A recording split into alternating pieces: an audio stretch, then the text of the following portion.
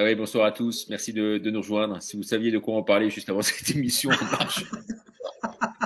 Il y avait de l'ambiance sur le De la, plateau. de la sonorisation des casernes, figurez-vous. Bon, j'en dirai pas plus. Hein. Bon, voilà, on va laisser nos amis rentrer. Ils sont déjà nombreux, déjà par centaines maintenant. C'est bon signe. Voilà, donc tout ça pour vous dire que ce soir, donc on a la chance, l'honneur, la joie, le privilège de recevoir ce capitaine, ex-capitaine de gendarmerie, Hervé Moreau, qui embrasse une carrière politique. Avec nous, François Dubois, que vous connaissez bien là maintenant. Qui ne connaît plus François maintenant? Il passe sur tous les plateaux tout le temps. Un peu trop à mon goût du reste, parce qu'on n'a plus l'exclusivité qu'on a pu l'avoir un temps. Et c'est ça, toi. On est les Pygmalions, quoi. On fait le succès de nos invités, de toutes les personnes qui viennent ici. Et c'est génial. C'est génial. C'est fait pour ça, en fait, cette chaîne. Et j'étais cet après-midi au téléphone avec Franck Pengam et on disait tout le bien qu'on pensait l'un de l'autre. Donc, il n'y a aucune animosité de chaîne à chaîne. Ce ne sont que des liens, que de la proximité, de l'unicité, car on a besoin de fourbir nos armes ensemble, en fait. Il n'y a pas de division. Ouais. Des lignes éditoriales qui ne sont pas les mêmes, même assez éloignées, mais sur les personnes, en tous les cas, qui dirigent les chaînes, il n'y a absolument aucun problème là-dessus. Voilà, donc c'est une grande joie de vous avoir encore ce soir pour le 78e jour consécutif de ces directs sur la Minute de Ricardo relayés par YouTube, Twitter et X. Si on a le temps à la fin de cette émission, alors là je brode un peu, hein, je dis ça à notre invité parce que j'attends que les gens arrivent. Donc je raconte un peu ma vie. Hein. À la fin de cette émission, il y aura la minute de demain. Or cette minute de demain est un peu spécifique, elle dure 10 minutes. Peut-être que nos invités vont vouloir partir, mais je vous la montrerai quand même. Ça sera un petit règlement de compte par rapport à des attaques que j'ai reçues récemment sur une chaîne concurrente d'un type complètement extravagant qui s'est permis de me fusiller bille en tête et me tirer dessus et avec des arguments complètement fallacieux. Donc je démonte ces arguments pendant une dizaine de minutes et je passerai la vidéo. Alors, si vous ne la voyez pas ce soir parce qu'on sera pris par le temps, à ce moment-là vous la verrez demain dans la Minute de Ricardo. N'hésitez pas à regarder, ça vaut son pesant de cacahuètes. Voilà, en tous les cas, on est très heureux d'avoir cet invité ce soir. Alors, on va commencer avec Xavier avant qu'il se présente et qu'on rentre dans la mécanique du système et qu'on apprenne à mieux le connaître, parce que c'est un peu le but du jeu quand même à travers cette émission. D'abord, retour sur la scène assez incroyable, je dirais, internationale, parce qu'on a appris ce soir, figurez-vous, qu'effectivement, il y avait un retournement de situation et que Zelensky, contre toute attente, acceptait donc le plan de Trump concernant donc l'Ukraine, les minerais et la sécurité. Vous en pensez quoi, vous, messieurs? On va commencer par François, peut-être. Bon, moi, j'en pense que, à mon sens, c'était complètement prévisible et c'est pas quelque chose que je dis là maintenant, c'est quelque chose que j'ai dit déjà au moment de l'élection de Trump. C'est-à-dire que quand j'avais fait l'émission là avec le Média Enquête 4.2 avec Soral, Chachi, j'avais dit une des premières mesures qu'allait prendre Trump, ce serait de régler le conflit en Ukraine. Alors pourquoi? Parce que c'est pas parce que c'est un pacifiste dans l'âme. Hein. Trump, c'est quelqu'un de très pragmatique. Il sait surtout où va l'argent. Et il convenait, dans un délai très bref après son élection, je pense, de neutraliser les transferts de fonds qui ont lieu actuellement, sous prétexte de la guerre d'ailleurs, vers les grands fonds d'investissement qui finalement œuvrent contre lui. Donc, il était dans l'intérêt, et ça c'est le premier point pour lui, de stopper ce conflit. Et deuxième point, c'est le changement d'axe politique, géopolitique, puisque autrefois on avait un camp qui était progressiste, universaliste, atlantiste surtout, qui se calquait un peu sur la ligne de Zbigniew-Brzezinski. Et aujourd'hui, on a une rupture complète avec un Trump qui arrive dans un monde qu'il veut multipolaire. Donc à partir de là, les enjeux vis-à-vis de la Russie diffèrent complètement. Donc l'un dans l'autre, il était vraiment prévisible que Trump fasse plier quelque part les Ukrainiens et les contraigne à la paix avec la Russie. N'en déplaise aux Européens, et de toute façon, les Européens n'ont aucun pouvoir vis-à-vis des États-Unis et probablement vis-à-vis de la Russie. Donc, c'était prévisible. D'accord. Et toi, Hervé? Écoute, oui, comme le dit Comme le dit François, c'était parfaitement prévisible. Zelensky n'a pas le choix. Alors on a vu ce qu'il en a été dans le bureau ovale, bien entendu, ses rapports de force. Les relations internationales, on ne le redira jamais assez, ce ne sont que des rapports de force. Un rapport du fort au faible ou du faible au fort. Et en l'occurrence, Zelensky, Trump qui est revenu, n'avait pas les cartes.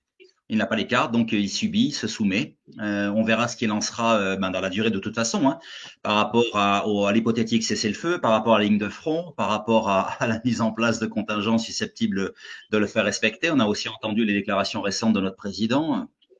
Enfin, moi qui me laisse plus que dubitatif, si tu veux l'évoquer, on pourra y revenir, mais Zelensky n'a pas le choix. Donc à compter du moment où le président Trump suspend l'aide militaire, et que les Européens n'ont absolument pas les moyens de prendre le relais, puisqu'on sait ce qu'il en est de l'attrition des crédits dévolus à l'armée française et aux autres armées européennes qui sont quasi inexistantes. Il n'y a pas le choix. On n'a pas les moyens de notre politique. Nous sommes devenus des nations qui ne comptons plus ou qui comptent moins, en tout cas. Et on a voix au chapitre que par rapport à la force de nos armées et hypothétiquement notre armement nucléaire. On a encore ce fleuron-là, et c'est bien quasiment le dernier.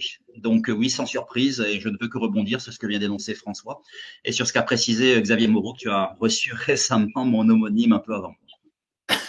Voilà, il n'y a aucun lien familial entre les deux. Nous sommes tous les deux Saint-Cyriens de promotion différente. Voilà, exactement ce que je veux dire. Sinon, ce brio qui vous habite et cette formation commune de Saint-Cyr. En tout cas, on se souvient concernant ce sujet que le général De Villiers avait été démis de ses fonctions, car à l'époque, il demandait plus de moyens qui lui avaient été refusés. Non, mais on marche sur la tête, là, hein, non? Oui, on marche sur la tête. Je crois que il faut savoir que dans les années 60, le budget militaire, c'était 6% du PIB. Hein. Ensuite, dans les années 90, c'était encore à 3% du PIB, lorsque nous avions encore une conscription digne de ce nom.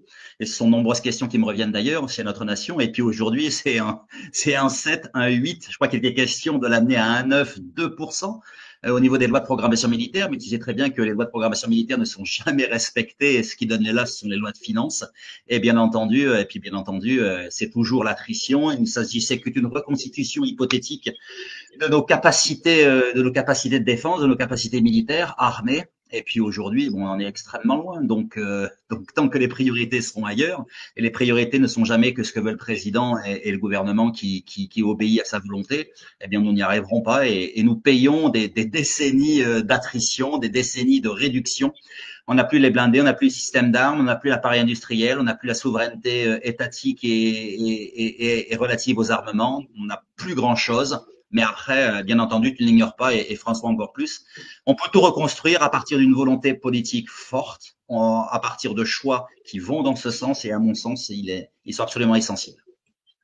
Voilà, donc il faut juste savoir que la France a décidé de fonctionner de façon complètement vassalisée avec les États-Unis depuis l'éviction de De Gaulle, que depuis Sarkozy, elle redouble encore de confiance envers l'OTAN, puisqu'elle a remis quasiment toutes ses capacités de défense, elle les investit dans le cadre de l'OTAN. Elle pensait pouvoir s'appuyer avec confiance sur l'OTAN. Aujourd'hui, ils se prennent un revers dans la figure, parce que avec Trump, il se trouve que Trump n'adhère pas en fait à ce que représente le projet otanesque, et il parle même peut-être de s'en retirer. Et l'OTAN, c'était quand même l'année dernière encore, hein, c'était 22% du financement des budgets militaires de l'OTAN, c'était les États-Unis.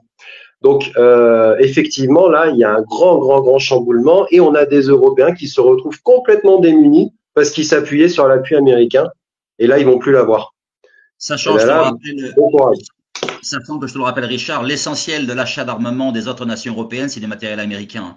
C'est pas du matériel français. Aujourd'hui, ils demandent à bénéficier de notre mutualisation nucléaire. Ils demandent à bénéficier de l'armée française, en tout cas, ce qu'il en reste. Ils n'ont jamais montré aucun signe pour construire une armée européenne, c'est une vue de l'esprit, elle n'existera jamais. Un système militaro-industriel européen et se trouve aujourd'hui à la portion extrêmement congrue en termes de partenariat industriel, on le sait, et ça n'a jamais été dans le sens de ce qu'il eût fallu faire si on avait voulu être efficace. Et François y est revenu, la réintégration à l'OTAN décidée par Sarkozy était une erreur monumentale, une de plus, et ça a fini de nous mettre dedans, hélas. Alors, dernière information qui a été livrée par Devier-Chancourt aujourd'hui, qui disait qu'un accord avait été signé entre les États-Unis anciennes et entre Zelensky et la Grande-Bretagne concernant justement ces armes. Et est-ce que vous croyez qu'en sous-marin, on attend les déclarations ce soir de Trump, hein, qui sont visiblement très attendues.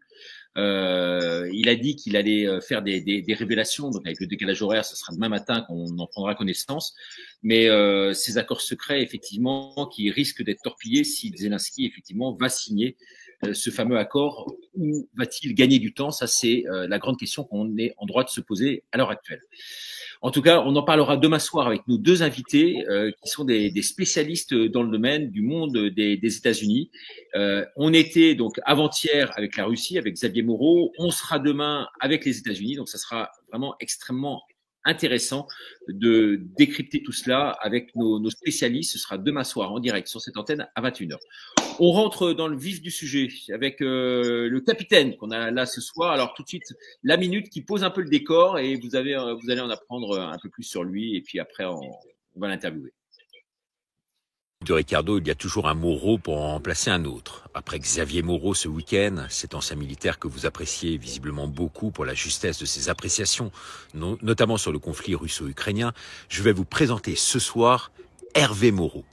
Parti de nulle part, même ridiculisé par son banquier qui ne croyait pas en un seul instant à un éventuel succès de sa candidature aux législatives lorsqu'il lui a demandé 25 000 € d'emprunt pour se présenter, eh bien Hervé Moreau a fait 7% dans une circonscription considérée pourtant comme difficile.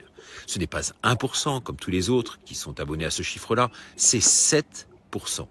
Il a donc dépassé les 5%, ce qui lui a assuré un remboursement de ses comptes de campagne. Jusque-là, il était sans étiquette, en tout cas peut-être d'hiver droite, mais il ne s'est pas reconnu dans les partis traditionnels classiques. Alors Hervé Moreau vient de créer son propre mouvement qui connaît une folle dynamique qui s'appelle Notre Nation. C'est un homme de vertu, ancien capitaine de gendarmerie, Saint-Cyrien. Hervé Moreau sera notre invité ce soir 21h sur la Minute de Ricardo sur YouTube. Une interview vraiment à ne pas rater d'un homme qui aura tout connu, comme il le dit, dans son existence, à la fois au niveau social, comme tous les soirs.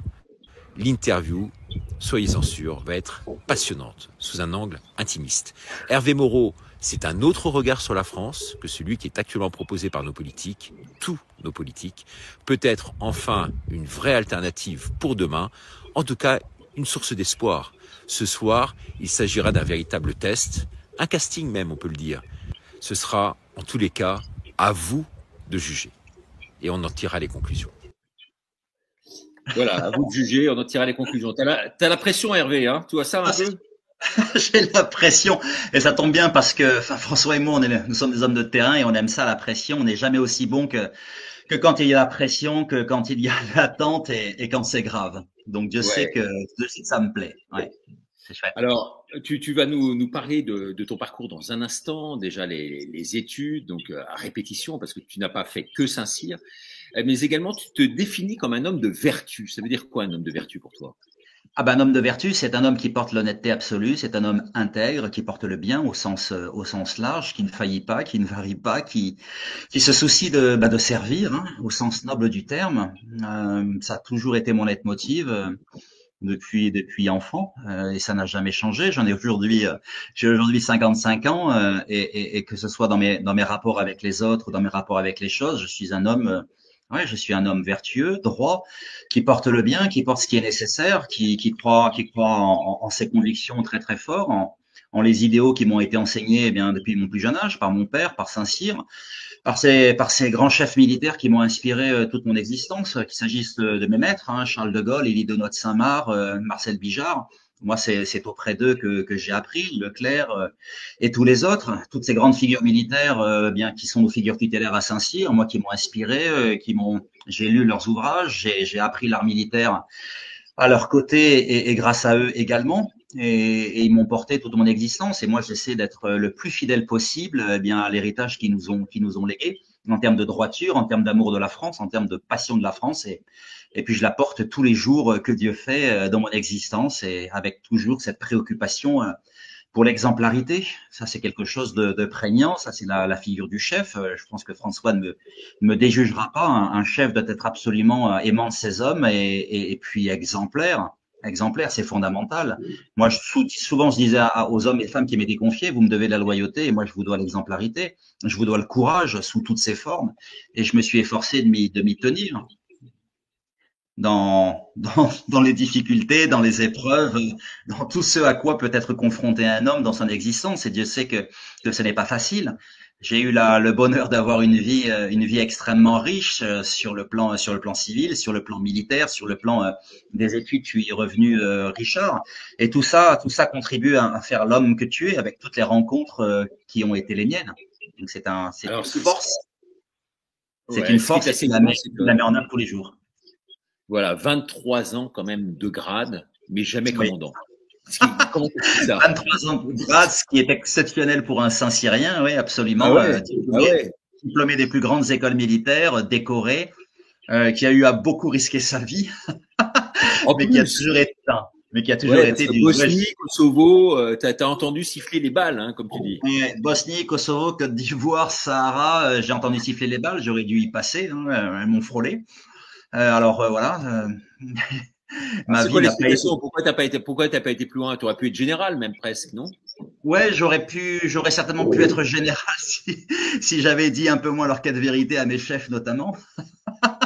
Mais tu fais pas de grande carrière quand tu pars sur ces bases-là. Et moi, j'ai toujours eu ça chevillé au corps, dire ce qui me paraissait fondamental, que ce soit l'autorité préfectorale, que ce soit l'autorité judiciaire que connaît François, au procureur ou d'autres, peu importe. Voilà, quand tu portes la vérité, quand tu crois avec sincérité en ton argumentation, en ce que tu fais, eh bien, tu le dis, et puis tant pis pour les conséquences, et tant pis pour le pas de vague, tant pis pour le carriérisme, la frilosité. Voilà, on a besoin de chefs dans ces armées. On n'a pas besoin de personnes qui se soucient de leur carrière, qui se soucient de leur progression. Enfin, comme j'ai coutume de le dire, on n'est pas venu sur Terre pour faire carrière, en tout cas pas moi. Donc, je me suis efforcé d'être aussi sincère, vertueux, honnête vis-à-vis des hommes et femmes qui m'étaient confiés, leur disant toujours ce qu'ils devaient en être de leur progression. Moi, je me suis toujours soucié d'élever les hommes et femmes qui m'étaient confiés, de les amener vers l'excellence autant que faire se peut, d'être à la hauteur de ces hommes et femmes. Moi, je suis dans mes commandements, je suis né pour les servir et je m'en suis toujours soucié. Alors, bien entendu, quand tu dis leur cas de vérité, quelquefois, ça ne fait pas plaisir parce qu'il y a des subordonnés qui sont susceptibles, il y a des chefs qui sont susceptibles, orgueilleux. Voilà, tu gagnerais peut-être à terre, mais je ne me suis jamais tué, puis tant pis. Et je me dis que si on avait été plus nombreux à agir ainsi, aujourd'hui, la gendarmerie nationale serait dans une position un peu plus enviable, puisque François sait ce qu'il en est des démissions, des suicides, des dépressions. Enfin, ça va mal. Donc, tu te dis, mince, si cette armée avait été mieux commandée, on n'en serait pas là, incontestablement. Mais ceci dit, ça a été mon parcours de vie. Alors François, tu peux cautionner tout ce qui vient d'être dit, j'imagine, mais toi aussi, tu es en droit de te poser la question, mais pourquoi n'a-t-il pas été nommé plus haut? C'est incroyable ça quand même. Oui, c'est sûr, capitaine, quand on a un cursus de Saint-Cyrien, 23 ans dans le grade, effectivement, alors je l'ai vu pour un semi-direct qui gênait. Un semi-direct, pour les gens qui connaissent pas, c'est ceux qui passent le concours, mais en interne, pour intégrer le Haut-Gène. Mais effectivement, c'est qu'on gêne. Mais en même temps, il y a quelque chose pour moi qui définit parfaitement la militarité, c'est le fait de rester droit dans ses bottes aussi. Et quand on a des idées, quand on a des convictions et qu'on sait les défendre, c'est normal qu'on se heurte justement à des gens qui sont carriéristes, qui ont un ego démesuré et qui sont prêts en tout cas à vous écraser pour parvenir eux à en tirer les lauriers. Ça c'est quelque chose qu'on voit dans la gendarmerie, mais c'est quelque chose qu'on voit dans la plupart des administrations de toute façon. Moi, je sais que, en ce qui me concerne, j'ai un cursus, j'ai 20 ans de gendarmerie derrière moi, mais je suis également fils de militaire. Mon père, il a 6 ans de plus que Hervé, et il a fait petit. Moi, je l'ai vu, déjà, il était pas là quand je suis né. Il était au Liban à l'époque. Il est rentré, j'étais déjà né. Il est parti me voir. Il a eu une permission, puis il y est retourné. Il a fait la guerre du Golfe, il a fait le Kosovo, la Yougoslavie, il a fait voilà. Et c'est déjà enfant une forme de vie de sacrifice, ça, parce qu'on voit pas ses parents. On est imprégné justement de l'importance de la nation, ce que ça représente. Voilà. Et bon, c'est sûr que quand on est jeune, on a une vision, on va dire, assez utopique, assez un peu presque naïf de tout ça. Et moi, quand je suis rentré, c'était aussi dans ce contexte-là à l'époque.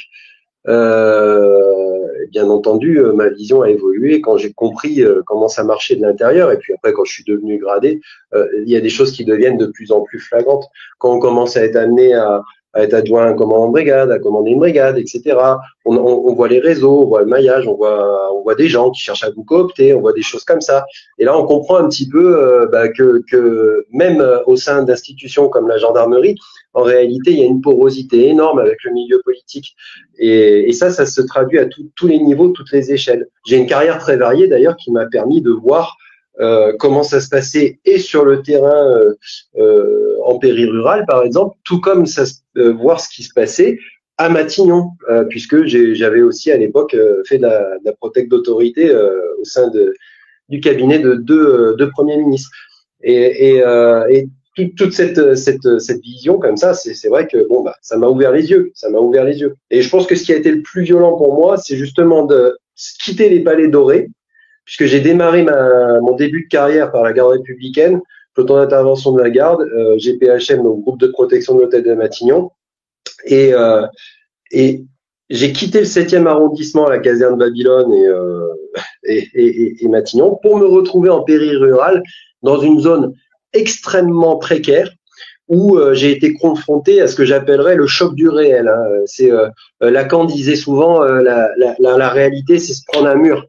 Et ben là, c'est ce qui s'est passé. Et j'ai même réfléchi à cette période à démissionner tant la violence que j'ai pris dans la figure était importante et tant je n'étais pas préparé. Donc ça a été une période très difficile, mais c'est cette période-là qui m'a permis d'ouvrir les yeux. Et plutôt que de critiquer directement ce qui allait pas en disant ouais c'est pas normal machin et tout, j'ai cherché à comprendre ce qui avait fait de notre société, ce qu'elle est devenue. Et c'est comme ça effectivement qu'en autodidacte, je me suis plongé dans des tas de lectures diverses et variées. J'ai vraiment, c'était un exutoire. Hein, j'ai vraiment appris, beaucoup appris. Et là, il y a un moment où quand vous en savez trop, il faut partir. Hein. C'est plus possible. La dissonance cognitive est totale. Voilà. Toi, t'es parti au moment du Covid, effectivement. Bon, t'étais contre les mesures sanitaires. Est-ce que Hervé, pour toi, c'était le cas ou pas? T'as pris le contre-pied, bien sûr, de tout ça?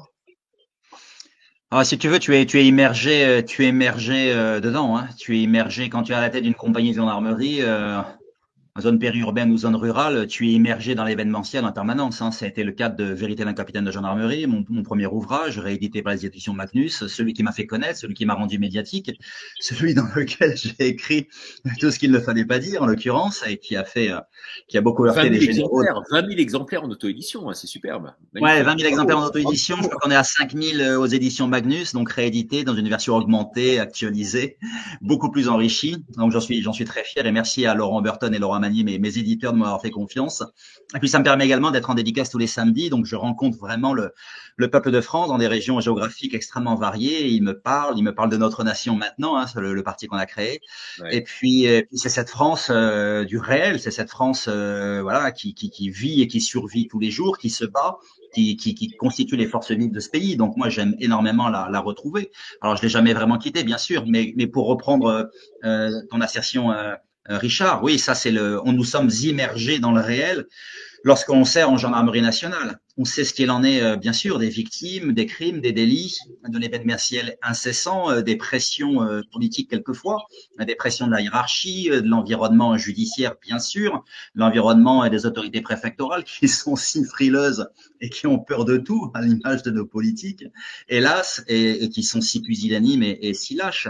Mais heureusement, il y a la gendarmerie, la police, la sûreté ferroviaire, l'administration pénitentiaire, je n'aurai de cesse de le dire, ils tiennent la baraque et ils font que ce pays continue de tenir debout, et heureusement. Sinon, ça finirait, à mon sens, de s'effondrer.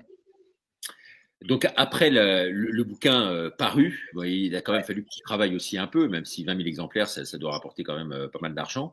Ouais, et on a perdu beaucoup sur le second. Ouais, c'est ça. Mais c'est chouette parce que ça, c'est l'art d'entreprendre, c'est l'art de prendre des risques aussi.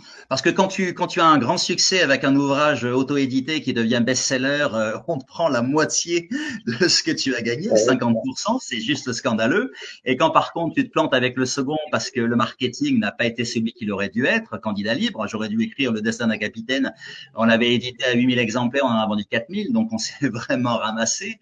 Et là, la totalité des pertes sont pour toi. Par contre, bien sûr, l'État n'en prend pas la moitié. Donc ça marche à sens unique. Donc ça, j'ai vécu et j'ai aimé vivre les vicissitudes dans l'entrepreneur avec notre maison d'édition, avec notre micro-entreprise au départ qui devient une SAS. J'ai vu ce qu'il en a été des contraintes affolantes en termes de facturation, en termes de comptabilité, en termes de suivi d'experts comptables. Enfin, c'est absolument hallucinant. Donc j'ai apprécié aussi, mon épouse un peu moins, j'ai apprécié, merci à elle, j'ai apprécié de vivre la vie aussi d'un entrepreneur, qui prend des risques, qui s'allume, qui essaie, et je pu me rendre compte encore plus de la vie impossible qu'on leur fait. Enfin, cette envie, on va y revenir. Oui, on va y revenir sur les différentes étapes, effectivement, c'est juste impossible. De faire par la suite. Alors peut-être juste un mot de François, parce que François lui aussi, il est en pleine écriture de son livre, le livre qui vient de sortir, du reste, tout chaud, sorti du four, François. Oui, j'ai mon dernier livre Captionem là qui vient de sortir effectivement. Donc c'est pareil, je me lance dans l'auto-édition après avoir été édité par une maison d'édition pour le précédent. Après, je prends moins de risques en ce qui me concerne parce que je le sors chez The Book Edition et eux en fait ils impriment à la demande. Donc j'ai pas besoin de faire une avance sur les impressions. Voilà, et c'est vrai que alors peut-être que beaucoup de personnes ne se rendent pas compte à quel point ça peut être chronophage d'écrire. C'est quelque chose qui demande énormément de temps, beaucoup d'énergie, beaucoup d'investissement et contre finalement la plupart du temps une faible rémunération. À moins de sortir un livre qui impacte vraiment et qui marche, qui fonctionne. Il y a beaucoup de très bons livres aussi qui fonctionnent moins et c'est vrai que ça demande beaucoup de temps. On aimerait pouvoir en vivre ou du moins vivre de l'écriture, mais c'est compliqué. Moi, ça serait un souhait. Après, j'ai d'autres projets en tête, mais c'est vrai que et je suis obligé de toute façon, de par ma condition, à y réfléchir très sérieusement parce que pour le coup, puisqu'on parle de terrain et de persona non grata quelque part, là j'en fais partie moi et actuellement effectivement j'ai que ma petite pension qui est une pré-retraite et je suis au chômage depuis septembre parce que l'éducation nationale. À ton âge, pré-retraite. Ouais, 800 €. Ah ouais. Au bout de 20 ans de service. Ouais. Voilà. C'est puisque dans la gendarmerie, tu peux prétendre à partir avec une pré-retraite, mais ça va pas durer non plus. Apparemment, il est dans les tubes de supprimer ça. Mais à partir de 17 ans et demi, tu peux partir avec quelque chose. Voilà. Et moi, c'est pas grand-chose en l'occurrence.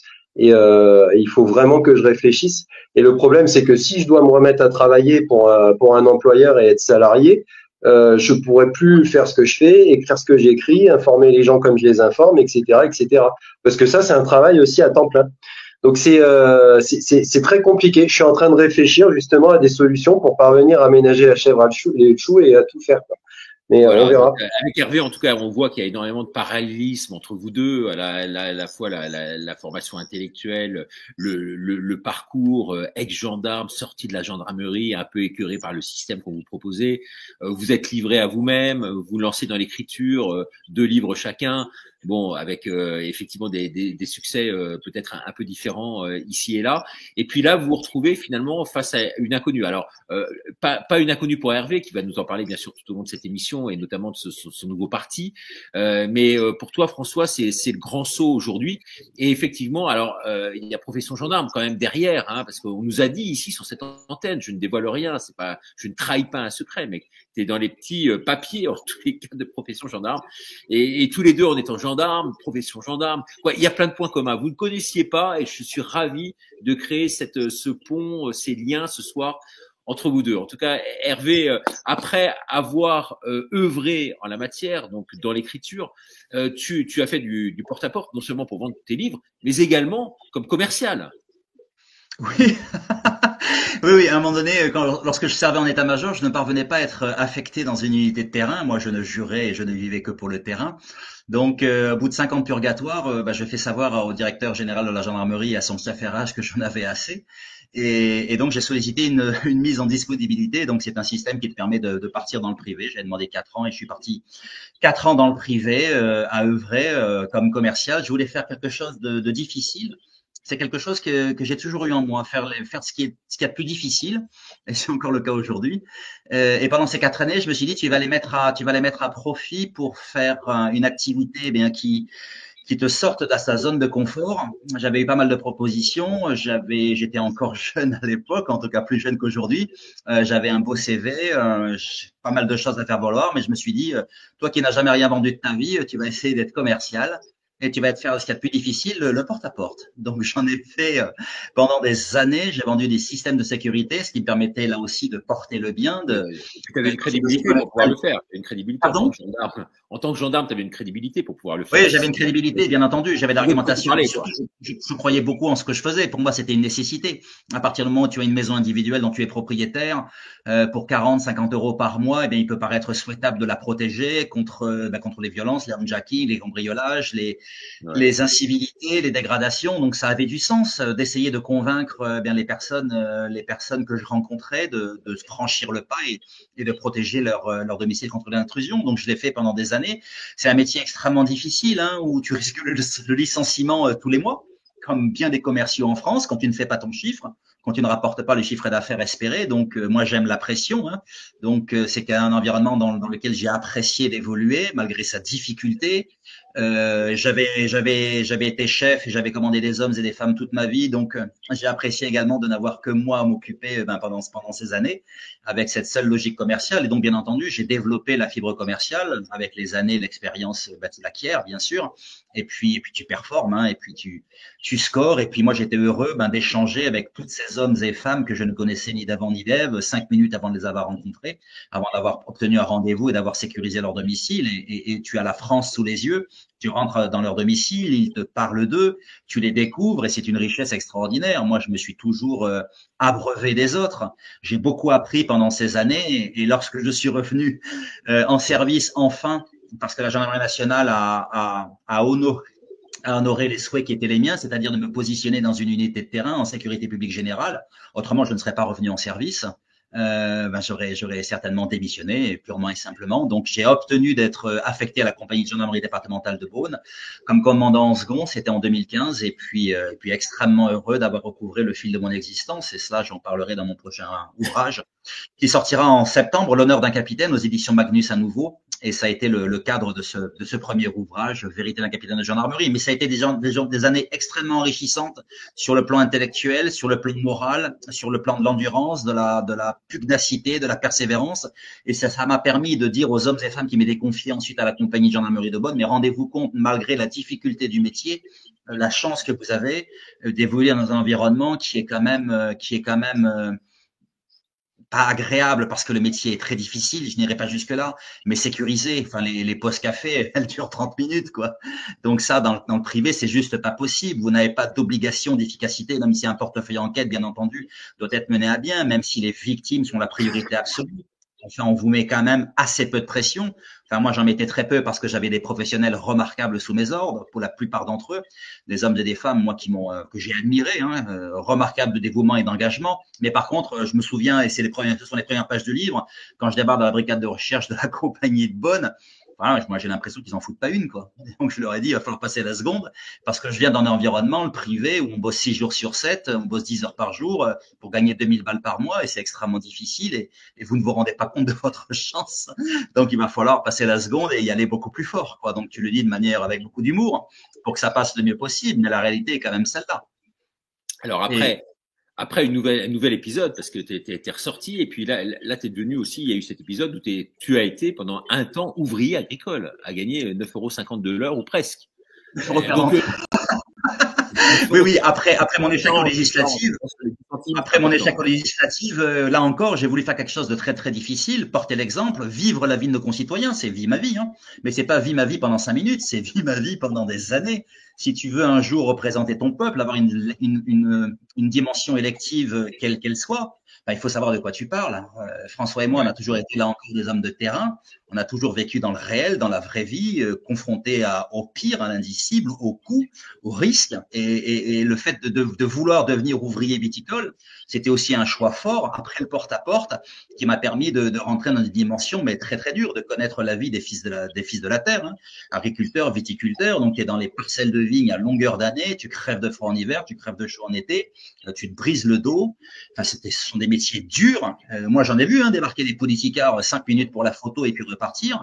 Mais passez-y une année ou deux. Et vous allez voir ce qu'il en sera. Donc, si tu veux, dans le livre, j'en parle. Je suis chevalier du tas de vin. Hein. Je fais tous les ans une soirée ou plusieurs au château du Clos de Vougeot avec les puissants. Mais c'est formidablement impactant de vivre la vie des gens modestes, des gens humbles, ceux-là encore qui font la France. Et moi, c'est ça que j'ai voulu. Alors, avec une réserve, c'est vrai que quand je rentrais chez moi le soir, j'étais tellement crevé que j'arrivais pas à écrire. C'est ce à quoi a fait mention François. Et ça a été un de mes grands regrets. J'ai eu énormément de mal à finir mon 3e livre. J'arrivais à le faire le week-end quand j'étais pas trop crevé. Mais ça, c'est un obstacle qui est difficile. Donc, quand tu bosses pour le SMIC, tu fais un métier très difficile, tu te dis aussi, ça mériterait plus. Tu l'obtiens, tu ne l'obtiens pas. En tout cas, moi, j'ai vécu cette vie-là pendant 2 ans et je l'ai interrompu pour et par notre nation, ce parti qu'on a lancé qui maintenant accapare tout mon temps. Mais je suis très très heureux d'avoir vécu ce que j'ai vécu parce que tu es confronté au réel. Ça, c'est fondamental. Ouais. On va en parler, François. Effectivement, quand tu écoutes ce parcours, à la fois toute la vertu qui est la sienne, le parcours militaire, le terrain, le Kosovo, l'Afrique et tout ça. Quand tu te rends compte que finalement cet homme-là aujourd'hui a tout connu, tout vécu, il a été dans le luxe, mais également dans la pauvreté. Pas extrême, mais il faut pas exagérer, mais en tout cas, il a vécu extrêmement simplement. Quand on gagne 9 € de l'heure, on peut pas dire qu'on gagne énormément. Et tu penses que aujourd'hui, par rapport à la classe politique qui est la nôtre, de gens qui sont des énarques, qui vivent dans des salons depuis des lustres, qui sont toujours sortis de ces grandes écoles et qui n'ont jamais été confrontés au terrain, jamais été confrontés comme lui à ces situations-là, tu penses pas qu'il faut un homme comme ça en France, qui soit un homme de la réalité, non pas un avatar en quelque sorte? Mais évidemment, et je pense que la majorité des Français pensent qu'il y a besoin effectivement de quelqu'un qui soit plus connecté avec la réalité du terrain. Ça, c'est une évidence. Aujourd'hui, moi, je vois l'élection américaine. C'est un détail, mais j'étais heureux de voir J.D. Vance arriver à Paris avec ses enfants dans les bras, quoi. C'est un père de famille qui vient, et puis il faut voir le parcours qu'il a. Ce sont des gens comme ça qui auront probablement des préoccupations et des intérêts plus proches, ou du moins qui comprendront mieux les revendications du peuple, plutôt que les élites technocratiques qui sont complètement déconnectées de la réalité. Moi, je les ai vus sur le terrain, ces gens-là. Et moi, j'y étais. Et ces gens-là, ils vous regardent même pas. Vous êtes rien pour eux. Vous comptez même pas. C'est des gens. Ils ne savent pas sortir d'une voiture sans qu'on leur ouvre la porte. Ils ne savent pas ouvrir un parapluie. Ils savent pas. Non, mais on en est là. Faut le savoir, quoi. C'est quelque chose de. Et oui, ils sont complètement hors sol. Ils sont hors sol. Et surtout, une chose, je pense qu'ils n'ont pas compris finalement aussi l'intérêt de la vie, l'intérêt d'être tout simplement, mais sans forcément posséder ou posséder à outrance. Ce sont des gens qui sont ancrés dans une logique matérialiste, de toute façon, souvent athée. Donc c'est très compliqué d'espérer quelque chose de ces gens-là. Je veux dire, moi aujourd'hui. Avant, ma femme, elle était, quand j'ai connu à Paris, elle était cadre chez BMW, elle gagnait parfois jusqu'à 7 000 € par mois. Je m'en cache pas. Aujourd'hui, elle gagne 9,40 €, comme Hervé l'a fait. Mais par contre, on a une vie en province. On a des amis qui sont pas forcément riches, mais sur qui on peut compter. On est là pour nos enfants. On arrive à tout concilier. J'arrive à faire, à dire ce que je pense, à faire ce que j'aime. Voilà, c'est aussi ça la vie. C'est pas forcément. Donc oui. Si on avait des gens qui raisonnaient moins avec l'argent et avec les grands enjeux internationaux, etc., ou du moins qui priorisaient leur peuple sur les intérêts supérieurs et apatrides, je précise bien. Peut-être qu'on aurait un meilleur confort de vie en France. Peut-être qu'on aurait une meilleure philosophie de vie aussi. et ça pourrait aider. Je dis pas de retourner forcément voilà à l'ère des Amish, c'est pas ce que je dis, c'est pas du tout ce que je dis. Mais par contre, il faut savoir remettre de la simplicité là En où tout cas, il y on a en une manque. certaine forme, ce qu'on apprécie beaucoup, je pense que le public aussi, j'ai pas eu encore l'occasion de regarder le chat, mais c'est cette forme d'humilité qui vous habite tous les deux. C'est que vous ne prenez pas, alors vous pourriez essayer d'être au-dessus du lot et de vous prendre pour des cadors. En fait, non. Malgré tout le parcours qui est le vôtre, aussi brillant soit-il, on sent quand même qu'il y a ce contact très très humain, ce lien avec le terrain. C'est très important. Donc, vous avez quitté ces institutions. Vous voyez que vous étiez barré au bout d'un moment. Peut-être une question avant de passer à ton parti, Hervé. Cette question, c'est effectivement, tu as été barré parce que tu n'étais pas franc-maçon ou pas? Tout simplement, est-ce que tu faisais pas partie du bon réseau, au bon endroit, au bon moment? Dirons-nous. Non, je suis pas franc-maçon, on ne m'a même jamais approché, très étonnamment, certains disent, mais ça n'a jamais été le cas. Non, c'est une, comme l'a spécifié François, c'est une transparence dans mon attitude, dans mes positions, une clarté de ton et d'esprit qui fait que tu n'es pas dans l'air du temps, tu ne louvoies pas, tu n'es pas obséquieux, tu n'es pas flatteur, tu ne vas pas dans le sens de ce qu'attendent forcément tes chefs en termes d'orgueil. Donc, toi, tu fais ce qui te semble nécessaire. Nous sommes des personnes humbles parce qu'on a été confrontés à des situations difficiles. On a pris la mesure du mérite de nos concitoyens dans des situations souvent extrêmes. Et ça, ça te fait mesurer, ça te fait mesurer l'effort, ça te fait mesurer la vertu, ça te fait mesurer la fierté de ces personnes remarquables. Et puis on en voit tellement d'autres qui le sont moins, bien sûr. Parmi les délinquants, les criminels, les assistés, les ivrognes, enfin, on voit tout le panel. Donc, bien entendu, par rapport à ce que disait François, par rapport à ces élites qui sont déconnectées, qui savent rien sur rien, qui ont peur de tout, qui ne pensent qu'à se goberger, à profiter des ors du pouvoir, oui, on est de profils totalement différents parce que issus du monde réel, connectés au monde réel, et puis désireux de servir le monde réel parce qu'on a vu ce qu'il en était de la pauvreté, de la misère, de la précarité, et c'est pas ce qu'on veut pour notre peuple. Et on se dit que ça regorge d'énergie. Moi, je suis émerveillé par les personnes que je rencontre, avec lesquelles je suis en contact, et que d'énergie, que de vivacité, que de potentiel, qui ne demandent qu'à s'exprimer, sauf qu'on les brime, sauf qu'on les bride, qu'on leur met des boulets aux pieds, qu'on les freine, qu'on les raquette, et cet argent est donné à des assistés qui n'en foutent pas une. Donc moi, ça me révulse. Si tu te dis, mais on marche sur la tête à tout niveau, il faut parvenir à lever ça. Moi, il n'y a rien que j'aborde, que je déteste plus que la lâcheté, que l'impuissance, que le fatalisme. Moi, je suis un homme de volonté, de courage, j'espère. Et tu te dis que tout sera toujours possible à compter du moment où la volonté politique est là, mais on a besoin d'hommes et de femmes ici du terrain, sinon on n'y arrivera jamais. Et ceux qui nous représentent, à mon sens, sont en dessous de tout. Et on le voit dans nos vies quotidiennes, hélas. Alors, tu nous parlais il y a quelques minutes de ce que tu considères comme étant un échec au législatif. 7% pour une première candidature. Comment on peut appeler ça un échec? C'est incroyable.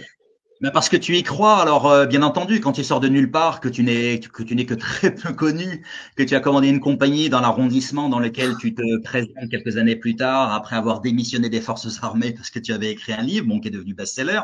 Alors, j'avais été médiatisé, bien entendu, un peu, mais quoi qu'il en soit. Enquête, le Figaro Magazine aussi avait fait des articles. Oui, bien sûr, double page du Figaro Magazine qui lance énormément de choses, qui me fait accéder à CNews, à BFM TV, aux chaînes de télévision, et puis un peu plus tard, mon Graal, la minute de Ricardo, enfin.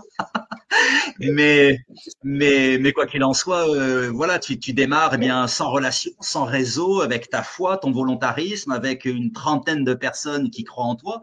Moi, qui m'ont dit, vous m'avez redonné le goût de la politique, vous m'avez redonné le goût de croire en quelqu'un alors que je ne l'espérais plus. Donc, ils font ta campagne avec toi. Tu montres l'exemple, bien sûr. On a essayé d'avoir le budget, à même de nous permettre de réussir. Et puis on y croyait. On espérait que la vertu et l'honnêteté seraient récompensées par une possible victoire, même sans parti. Donc, l'histoire, oui, je refuse 3 investitures, je décide d'y aller seul parce que je ne me reconnaissais pas dans ces partis. Je me présente en divers droite et bien entendu, tu y as fait allusion.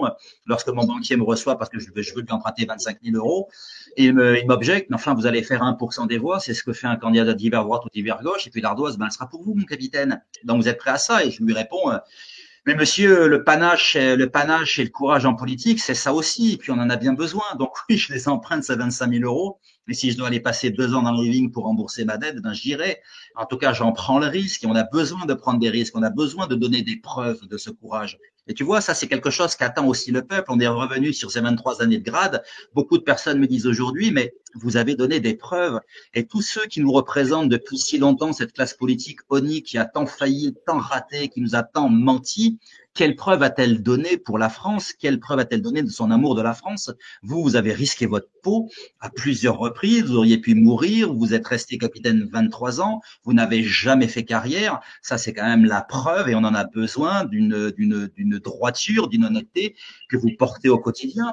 Vous avez toujours montré l'exemple. Vous n'avez jamais cessé. Vous n'avez jamais varié dans vos positions et c'est ce qui fait qu'on vous fait confiance. Et moi, j'ai envie de leur dire, oui, et vous pouvez continuer. Et c'était la même séquence avec le banquier. Ben, le courage, c'est ça. Je tente. Et puis, au final, bien sûr, au bout d'une année de porte-à-porte, parce que j'ai fait une année de porte-à-porte pour me présenter, pour interroger les personnes dans 220 villages sur les 240 que compte la circonscription, la 5e de Côte d'Or, là où je me suis présenté. Ben, c'était un effort titanesque. J'ai perdu beaucoup de poids et je suis très, très heureux de l'avoir fait en liaison avec les vraies personnes.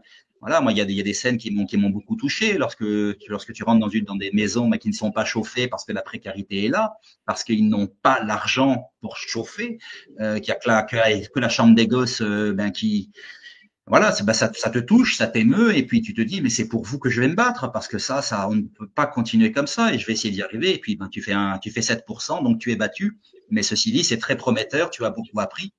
Et puis les années qui suivent, eh bien, tu vois ce qu'il en est de ces partis dont tu avais refusé l'investiture, tu les fréquentes, tu rencontres leurs députés européens, leurs députés, leurs responsables locaux, départementaux et régionaux, leurs despotes, comme je les appelle, et tu te dis, mais mince, ça peut pas continuer comme ça, parce que ça marche à coup de servilité, de copinage, de renvoi d'ascenseur, enfin, c'est de l'hypocrisie, il y a que des faux sympas qui n'ont rien à faire des gens, qui pensent qu'à leur gueule à profiter des ordres de la République, enfin, moi, je les méprise au plus haut point, même s'il y en a certains qui sont brillants, je ne le nie pas, et qui portent vraiment l'amour et la passion de la France. Mais en termes de proportion, je suis scandalisé par les hommes et femmes qui nous représentent incontestablement, et on voit le niveau de faillite dans lequel se trouve le pays aujourd'hui. Donc ils ont donné les preuves de leur incurie, incontestablement.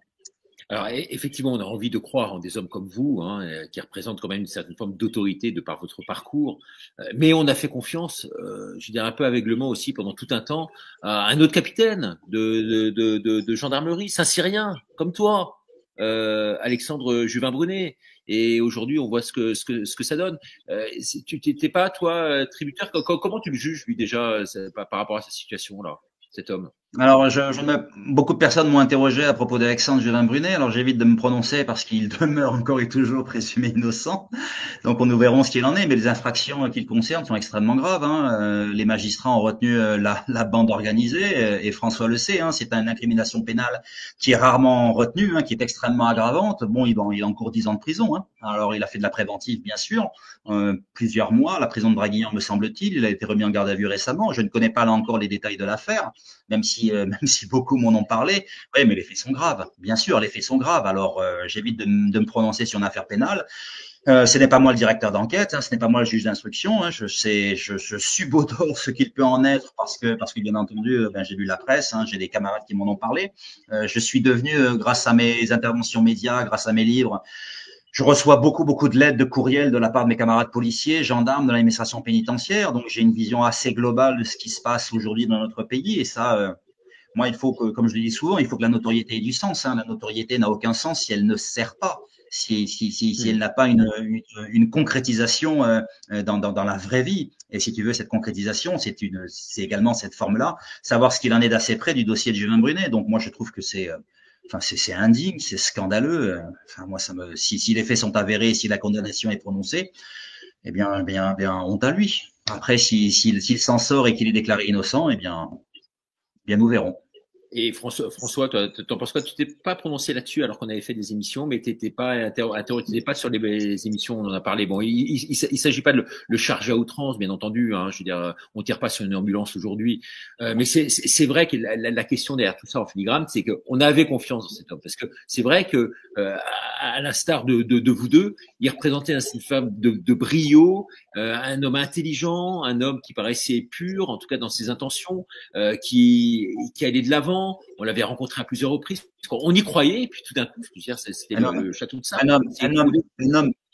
Un homme, moi, qui m'a toujours paru orgueilleux, égocentrique, un besoin ineffable de reconnaissance, une affirmation, enfin, tout ne tourne qu'autour de lui. Donc ça, quand tu as l'habitude de pratiquer les hommes, voilà, ça t'apparaît quand même assez nettement. François le sait, ça c'est l'instinct de l'enquêteur, hein, c'est de la police judiciaire. À force d'en croiser, tu les vois arriver à 1 kilomètre. Donc pour ce qui est d'Alexandre, ouais, c'est énormément d'orgueil, énormément d'égocentrisme. Alors ces comités de salut public, moi ça m'a toujours paru complètement fumeux, mais il a fait beaucoup de mal parce qu'il a déçu énormément de gens, au-delà des possibles escroqueries, d'abus de confiance. Je ne sais pas ce qui sera retenu au bout de l'instruction, mais il a déçu énormément de personnes qui croyaient en lui, qui espéraient en lui, qui croyaient en Charles Facon, dans son brio. Donc il a mis son talent au service du mal, si je voulais abréger. Donc moi je trouve ça extrêmement grave, bien sûr. Ouais, Juvent Brunet, c'est quelqu'un d'extrêmement intelligent puisqu'il a fini 13e de Saint-Cyr. On peut se questionner sur les raisons réelles après qu'ils l'ont fait quitter la gendarmerie, mais ça, on le découvrira peut-être avec le temps. C'est autre chose. Mais moi, je parlerais de lui plutôt. Là, il y a un dossier. Il y a un dossier. Il y a rien du tout. Il y a matière à s'intéresser, comme pour tout. Mais je parlerai de lui, moi, surtout en termes économiques d'abord. C'est-à-dire que c'est quelqu'un qui a trouvé un marché de niche. Hein. C'est un peu le marché du vendeur d'apocalypse. Hein. C'est celui qui prédit l'effondrement du système, la guerre nucléaire, ou j'en passais des meilleurs, pour frôler un peu toucher du doigt la frontière du survivalisme. Hein, et on l'a vu avec les petits camps qu'il fait en treillis, où il fait faire des petits parcours un peu ridicules là aux gens, enfin des notions de secourisme, etc., etc. Donc c'est un marché de niche.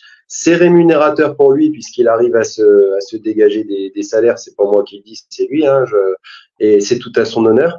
Mais par contre, je rejoins complètement ce que dit Hervé, c'est-à-dire que c'est pas quelqu'un qui s'inscrit, selon moi, dans une démarche fédératrice. C'est pas quelqu'un qui va chercher à rassembler justement comme le ferait un homme politique, c'est-à-dire qui va chercher un consensus autour d'un projet. C'est quelqu'un qui est extrêmement clivant, au contraire, et quelqu'un qui va toujours interférer, y compris sur les réseaux ou quoi, de façon assez brutale et agressive. Donc, de par ce comportement, déjà, c'est un peu paradoxal pour quelqu'un qui prétend vouloir sauver le pays, je trouve, d'en revenir à la fuite vers des petites entités autonomes un peu quasi féodales qui vivraient hors du système comme ça parce que justement le système on peut plus rien en faire. C'est quelque chose qui me pose question et voilà. Donc ça après j'ai jamais adhéré spécifiquement à son projet. Ça, c'est une chose. Et après, sur le personnage, effectivement, c'est quelqu'un qui va brasser beaucoup d'argent dans le cadre de ses activités. Donc, il faudra voir ce que donnent les conclusions des enquêtes qui sont en cours, parce qu'il y a beaucoup d'argent, il y a beaucoup de transit, il y a des comptes à l'étranger, etc., etc. Donc, ça implique des investigations qui sont très lourdes. Sur Profession Gendarme, on a des gens qui témoignent. Bon, on les publie quand ils ont des témoignages qui tiennent la route, on va dire. Sont soulignées des implications parfois avec des personnages qui sont connus pour leur déboire avec la justice, c'est-à-dire que là je parle de condamnations existantes. Donc là ça aussi c'est un problème quand on rentre dans le champ politique, faut aussi s'inquiéter de qui on s'entoure parfois. Voilà, c'est ce genre de choses qui méritent d'attirer un peu l'attention des gens et de sonner un petit peu l'alarme. Ok, en tous les cas, bon, on va pas passer l'émission à parler de ça, c'est pas du tout le but du jeu, mais forcément, il fallait y faire référence, parce que quand on a un gendarme saint-cyrien comme ça, qui, bon. Alors, aujourd'hui, on va parler de ce qui nous intéresse, c'est vraiment ce parti, la création de ce parti. Alors, moi, ce que je te propose, parce que j'aime beaucoup cet invité, oui, il faudrait que le public me dise si cet invité, aujourd'hui, donc Hervé Moreau, vous avez envie de le suivre ou pas? Est-ce qu'il vous inspire confiance? Est-ce que vous avez envie d'être derrière lui? Est-ce que vous avez envie de le promouvoir? Est-ce que vous avez envie que nous, on le promeuve à notre façon et qu'on puisse essayer de faire en sorte qu'il émerge dans le paysage politique français? Parce que il faut au bout d'un moment faire un choix. Et là, on est à très peu de temps, finalement, 2 ans, ça passe très vite, c'est 2 ans et demi, c'est présidentiel. Et donc, on a vraiment besoin aujourd'hui d'avoir quelqu'un qu'on puisse galvaniser en quelque sorte et qu'on monte en épingle. Et moi, en tous les cas, depuis le début de cette émission, bon, je parle que de moi, hein, mais après, je sais pas vous, et en parallèle, mais on verra justement avec les audiences et tout ça, mais on a envie d'en savoir plus sur lui encore. Parce qu'il a monté son parti politique. Son parti politique, c'est pour se lancer en présidentielle. Donc, déjà, les 500 signatures, tu vas faire comment, Hervé, pour les avoir? L'Everest, l'Himalaya. On va, eh bien, il y a les municipales en 2026. Hein, on va voir ce qui va devenir concrètement notre nation en termes d'adhésion, en termes de personnes. Donc, tu te présentes au municipal, là. Oui, je me présente au municipal. Je montre l'exemple là encore dans mon village de Merseuil l'année prochaine, en mars 2026. Hein, je vais monter ma liste, je vais l'affiner, je vais me présenter aux élections. Nous verrons bien ce qu'il en sera. Je serai élu ou je serai battu, mais en tout cas, il faut essayer parce que j'ai des projets pour mon village.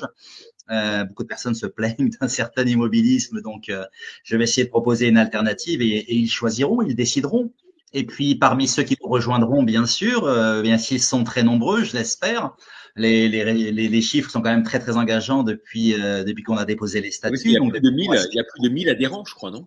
Oui, on a passé les 1000 adhérents, en tout cas les 1000 intentions d'adhérents, puisqu'on n'a pas encore le compte bancaire, c'est un peu difficile à ce niveau-là.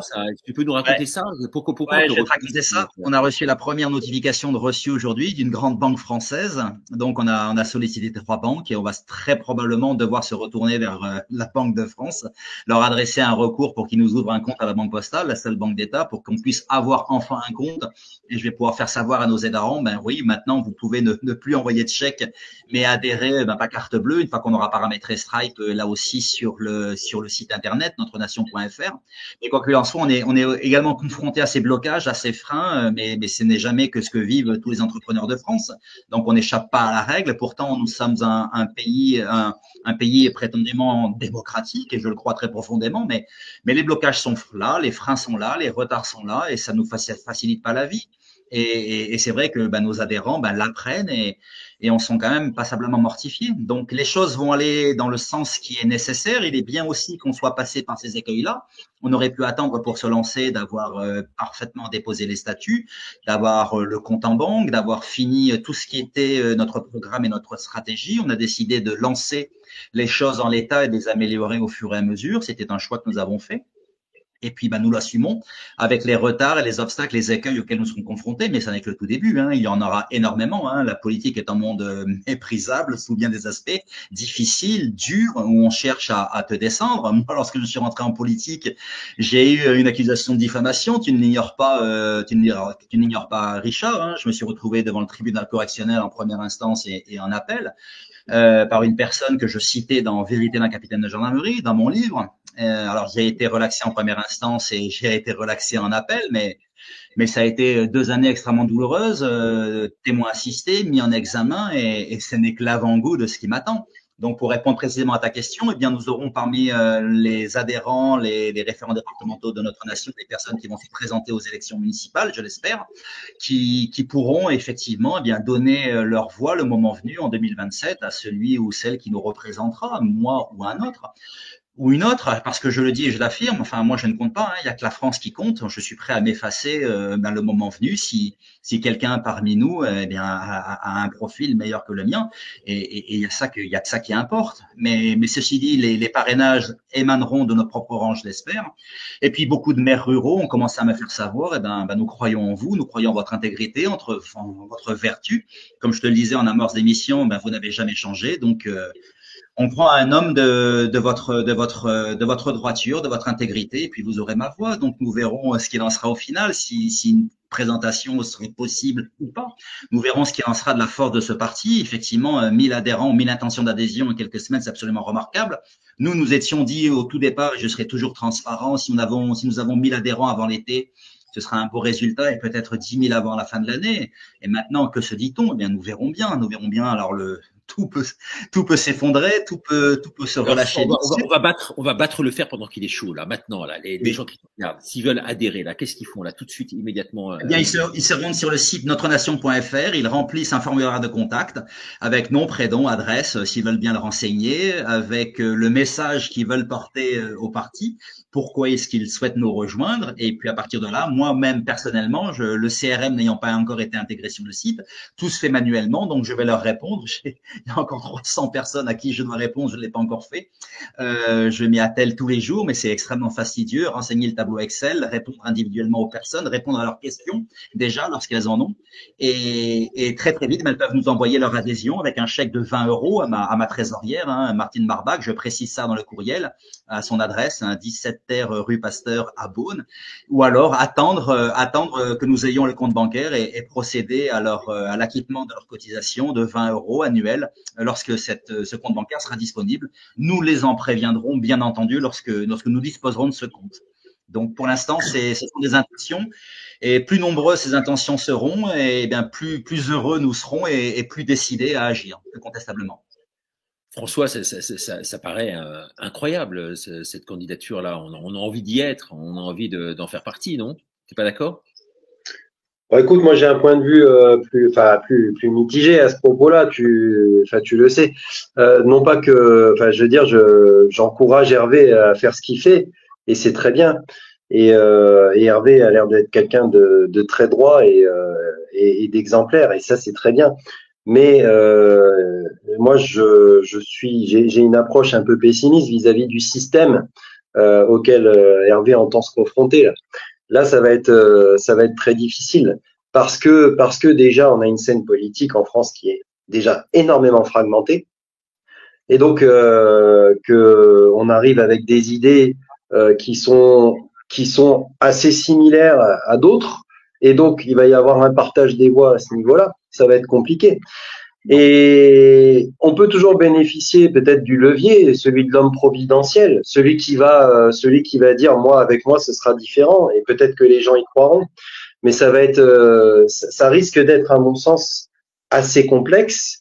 Et puis il y a après toute la machine qui se met en route. C'est-à-dire que quand bien même on a passé le cap des 500 voix, il y a la machine médiatique. On le voit avec des gens comme Asselineau, Philippot, etc. Quand bien même ils arrivent à franchir les étapes, à un moment, ils sont mis de côté par omission. C'est-à-dire qu'on ne les montre plus, ou on les montre très tard le soir, etc. Et c'est très compliqué de faire face à ce système, je pense. Non. Et c'est très compliqué, ça l'est d'autant plus si on n'a pas un gros appui financier derrière. Ah bon, alors ça, tu vas revenir, François. C'est peut-être ce qui manque à la France, tu vois. C'est peut-être ce qui manque à la France. Déjà, un milliardaire qui penserait différemment des autres. Peut-être qu'il y en a un ce soir qui nous regarde, hein, et peut-être un milliardaire ce soir qui va dire je mets tout mon argent sur Hervé. Moi, j'espère. Par rapport à ces deux arguments. Non, je suis entièrement en désaccord avec François. J'espère qu'il voudra bien me pardonner. Non, moi je suis un homme d'un très grand volontarisme. Moi, je croirai toujours en le peuple. Nous, ce que l'on fait, c'est par le peuple et pour le peuple. Donc moi, je crois vraiment en l'immensité silencieuse, celle qui subit, celle qui s'est soumise pendant trop longtemps, celle qu'on a infantilisée, ceux dont on pense qu'ils n'agiront pas par égoïsme, par fatalisme. Je les évoquais tout à l'heure. Mais à un moment donné, l'exaspération est telle, les attentes sont telles, les déceptions sont telles. Moi, je me bats pour l'avenir de nos enfants et petits enfants. Moi, c'est ça qui me porte, hein. C'est ça qui me motive, hein. J'aurais pu demeurer écrivain, conférencier, me satisfaire de ma vie. Moi, quand Christian Persson, il y a 4 mois, me démarche et me dit mais on va faire quelque chose de grand ensemble, le soldat et l'entrepreneur, nous allons conjuguer nos forces pour réussir à sauver ce pays, ça paraît impossible. Moi, cette phrase de Mark Twain que j'écrirai au fronton. Ils ignoraient que c'était impossible, alors ils l'ont fait. Oui, on a besoin de rêver, oui, on a besoin d'entreprendre, oui, on a besoin de rendre sa fierté à ce pays, ne jamais céder. Moi, je suis un homme qui n'a jamais cédé, malgré les obstacles, malgré les coups, et Dieu sait que j'en ai eu. il faut porter cet espoir. Moi, je n'essaie pas de lutter contre le système, j'essaie de le transformer parce que je veux qu'il serve le peuple, je veux qu'il serve ce pourquoi il a été créé, il a été défaussé, il a été détourné de ses buts.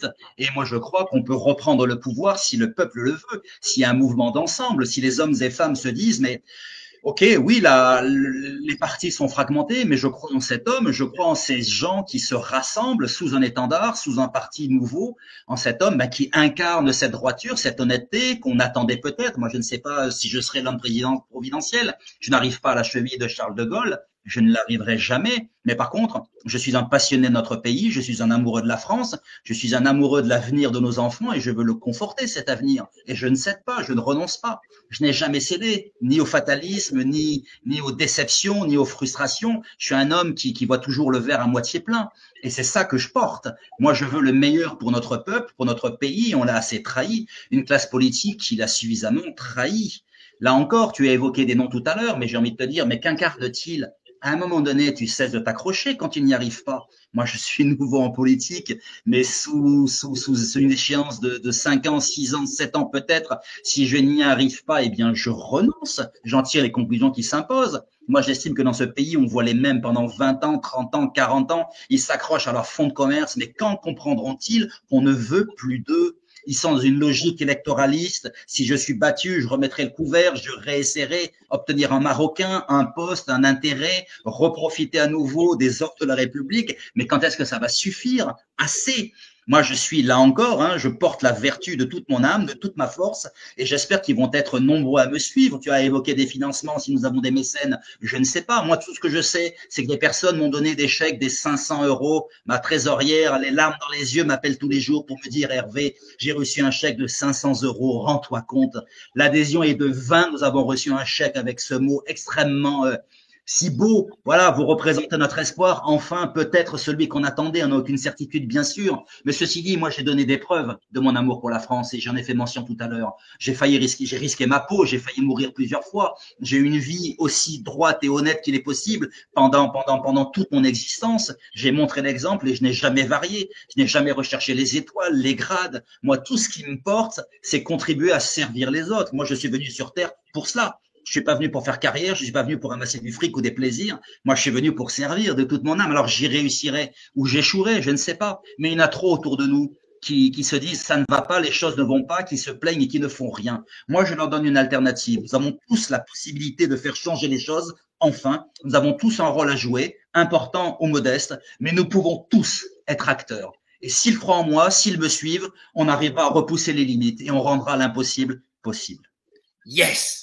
Yes, you can do it. You can do it. Non, mais et François, tu sais que tu l'as piqué au vif, Tu l'as piqué au vif. Donc. Non, mais. La pirate qui vient de faire, c'est très bien. Il faut des gens qui entreprennent comme Hervé le fait et c'est très bien. J'ajouterais à ça que moi, par exemple, je ne me lance pas dans la politique, on va dire, des institutions, la politique institutionnelle. Je fais de l'analyse politique, de la métapolitique, et quand on parle de toute façon des problèmes sociétaux et de la société, on fait de la politique, quoi qu'il en soit, et qui plus est, si on est un personnage public. Moi, à titre personnel, je ne veux pas forcément voir ma tête partout en politique. J'ai déjà aidé, sur mes domaines d'expertise, diverses personnes parce qu'il y en a plein qui se lancent dans la course en ce moment. J'ai aidé diverses personnes en qui que j'estime honnêtes. Donc je les aide, je leur apporte mon expertise dans les domaines qu'ils souhaitent. Par exemple, je suis désolé. Par exemple, tu as reçu Philippe Mourard tout à l'heure. Il y a quelques. Voilà, c'est un exemple. Exactement. Tout comme Hervé qui, quand j'entends son discours, me paraît vraiment de bonne foi. Et ben si il y a besoin d'aide dans un domaine ou quoi, ben moi je veux bien lui apporter. J'ai pas un copyright sur mes idées, si tu veux. Je pense qu'à partir du moment où je balance des idées, tiens, on réfléchit par exemple sur la légitime défense, on va réfléchir sur la politique pénale en France, etc. Eh ben c'est pas un problème, je peux apporter mes idées, je les apporte. J'estime du moment que on sème la graine, elle peut germer de partout. Ça c'est très bien. Et là-dessus, j'ai pas de boutique entre guillemets. Mais par contre, je pense que la France et les Français ignorent que leur pays est un totalitarisme. Nous vivons actuellement dans une société qui est complètement verrouillée, très bien ficelée, très bien ficelée, et sans un appui extérieur, que ce soit, alors puisqu'il y a un revirement effectivement idéologique mondial vis-à-vis de que ce soit la Russie, les États-Unis, peu importe, mais sans une aide, sans un financement important, sans une capacité de neutralisation de la presse actuellement, parce qu'on vit la société du spectacle, on vit la fabrique du consentement. Moi, je les vois, les gens dans la rue, quand je parle avec eux, mais il faut voir comment ils sont lobotomisés. Là, on est entre nous, on est endogame, là, on n'est que quelques-uns, là, finalement. On parle en milliers, on parle en quoi? Mais sur le terrain, les gens, là, ils te répètent le discours de Macron. Donc, il y a toute une machine, il y a une machine à laver les esprits qu'il faut neutraliser. Et pour ça, il faut une puissance de feu phénoménale. Sinon, qu'est-ce qui va se passer? Il va se passer ce qui se passe en Roumanie. Il va se passer ce qui se passe en Roumanie. Sujet abordé, donc chacun des réponses courtes. Hervé, toi, t'es pas du tout d'accord avec ça? Non, je suis pas du tout d'accord parce que moi, les personnes, j'y suis confronté, je les rencontre, je les vois, elles me parlent et elles me tiennent un autre discours que celui-là. Elles veulent s'en sortir, elles veulent entreprendre. Des hommes providentiels, il y en a énormément dans toutes les entreprises de France, des hommes qui regorgent et des femmes qui regorgent d'énergie, de volonté, qui veulent créer, entreprendre, employer, qu'on raquette fiscalement, auquel on met tant de poulets technocratiques, administratifs. Moi, je dis et j'affirme qu'on peut tout lever. Moi, j'ai vu ce qu'il en a été des pratiques dans les différents partis que j'ai côtoyés. Chez Notre Nation, ce sera différent. Ce sera libertaire, on pourra apporter sa pierre à l'édifice, on pourrait être fort de proposition, on pourrait également critiquer, bien entendu, si c'est constructif. Il n'y a pas le sommet et la base. Non, c'est un ensemble participatif, proactif, et c'est ça que je veux. C'est ça rendre la noblesse à la politique. C'est utiliser les énergies, les compétences là où elles se trouvent. C'est nous élaborerons nos programmes avec ce que vous nous direz, ce que vous attendez. Parce que moi, je crois au peuple, je crois à la nécessité de le consulter. Les référendums, il n'y en a pas eu dans ce pays depuis 20 ans, mais comment cela est-il possible que l'on méprise le peuple à ce point? Moi, je suis celui qui veut rendre sa noblesse au peuple, sa fierté au peuple, et on peut y arriver. On l'a infantilisé pendant trop longtemps. Il n'est certainement pas lobotomisé. Ce sont des personnes qui sont conscientes des épreuves, des souffrances qu'on leur impose. Elles attendaient certainement et peut-être une classe politique digne d'elles. Elle a été tellement trahie, tellement déçue, tellement baladée depuis tant de décennies que bien sûr elle doute. Mais moi je dis qu'on peut lui rendre sa confiance, on peut lui rendre sa fierté, on peut la remettre en route, en ordre de marche et obtenir de très grands résultats. Ça passe par une forme d'émancipation, par des convictions et des idéaux qui sont partagés. Moi j'y crois et j'y croirai toujours. On peut obtenir énormément à compter du moment où on obtient l'adhésion et on l'obtiendra. J'y crois très fort. Mais tes ambitions sont très bonnes et par ailleurs, je porte les mêmes espoirs pour notre pays. J'espère vraiment ça. Mais mathématiquement, c'est à double tranchant. Soit tu réussis, soit c'est contre-productif. C'est-à-dire que tu participes à fragmenter. C'est ça qui est. Mais tu auras essayé et c'est très bien et c'est ce que je souligne ce soir, c'est qu'il y a des hommes comme toi qui se lancent dans la voie légaliste. Ça, c'est très bien. C'est très bien. Mais peut-être, et je vais te dire un truc. Moi, quand je réfléchis stratégie politique, je me dis que quoi qu'il en soit, ça peut être très bien de fonder un mouvement comme tu fais, parce que peut-être que le résultat par les urnes ne sera pas ce à quoi tu t'attends ou quoi, mais le climat est tel en France que, sans appeler à faire un putsch ou attention, hein, je parle pas de ça, mais le climat est tel qu'on peut avoir un climat de révolution sociale, hein, comme on a vu avec les gilets jaunes ou quoi. C'est très probable, c'est très possible, et qu'à ce moment-là, en tout cas, il faudrait une structure qui soit prête à représenter le peuple dans un tel moment. Là, effectivement, et ça a été un des gros défauts des gilets jaunes, vois-tu, c'est que c'était l'absence totale de leader et d'administration. Donc, vouloir rentrer à l'Élysée pour tout casser, ça sert à rien. Une fois qu'on a tout cassé, on est là, qu'est-ce qu'on fait? On n'a personne pour prendre le relais. Voilà. Au mieux, on se fait récupérer par un contrôleur d'opposition. C'est ce qui se passe. Mais s'il y a déjà une structure dans laquelle le peuple peut s'identifier et qui peut fédérer derrière, et que les choses font que on a un mécontentement des Français et que les Français ressortent de nouveau dans la rue, peut-être que là, ils se reconnaîtront dans ce que tu fais. Et en tout cas, là, j'aurais espoir vraiment que ça fonctionne. Après, il y a une notion. Après, je suis désolé, je me permets de le dire parce que j'ai fait de la formation pendant très très longtemps pour vraiment à très très haut niveau, notamment dans toutes les écoles que vous avez citées. Et j'étais prof en média training, donc j'ai fait de la formation média training vraiment pour les leaders et pour les gens très très très haut placés pendant très longtemps. Je suis désolé, mais cet homme-là que l'on voit ce soir, il a un leadership naturel, extraordinaire. En tout cas, extraordinaire. Je le dis, je le connaissais pas et j'ai aucun intérêt là-dedans. Aucun intérêt là-dedans. Tu vois ce que je veux dire? Je cherche simplement à ce qu'on mette les meilleurs en avant, tout simplement, parce qu'on a perdu trop de temps. T'as raison. Moi, je cautionne à 100%. Je trouve que de tous ceux qui sont passés, si tu veux, tous ceux que j'ai pu connaître, et j'en ai connu quand même un certain nombre, hein, vous pouvez m'accorder ce crédit, eh bien, je trouve que, honnêtement, Hervé, c'est le meilleur de tous. Je suis désolé de le dire, mais c'est vrai. C'est comme ça. Je donne mon sentiment personnel qui n'a que prise par rapport à moi, parce que je ne représente que moi-même, mais je dois avouer quand même qu'au niveau technique, au niveau des vertus, au niveau des valeurs dans ce qu'on sent ce soir, dans ce qu'on perçoit, dans ce qu'on pressent, dans son langage, dans sa mécanique intellectuelle, dans sa puissance de frappe au niveau communication visuelle et tout, ce qui est quand même prépondérant aujourd'hui, ben, on peut le suivre, on peut se reconnaître. Et moi, si j'avais 20 € à donner, ben je les mettrais ce soir. Vraiment, vraiment ce soir. Tu peux rappeler juste l'adresse là, parce qu'il y a des gens qui n'ont pas noté là. Alors, Martine Marbach, 17 terre rue Pasteur à Beaune, 21 200 Beaune. Mais le plus simple est de s'inscrire sur le formulaire de contact et je leur écris très très vite et je leur communiquerai tous les éléments pour envoyer leur chèque ou pour patienter le temps qu'on ait le compte bancaire. Merci Richard. Voilà, voilà. Mais en tous les cas, et ce qui serait bien, alors, je vais encore te faire une autre proposition, mais toi, je suis quand même vachement emballé ce soir, c'est que tu puisses, alors, je sais qu'on a Christian, hein, donc c'est ton alter ego. Oui, que tu recevras mardi prochain. Voilà, donc il sera là mardi prochain et justement avec François, on va pouvoir l'interviewer également sur un peu plus le programme et tout.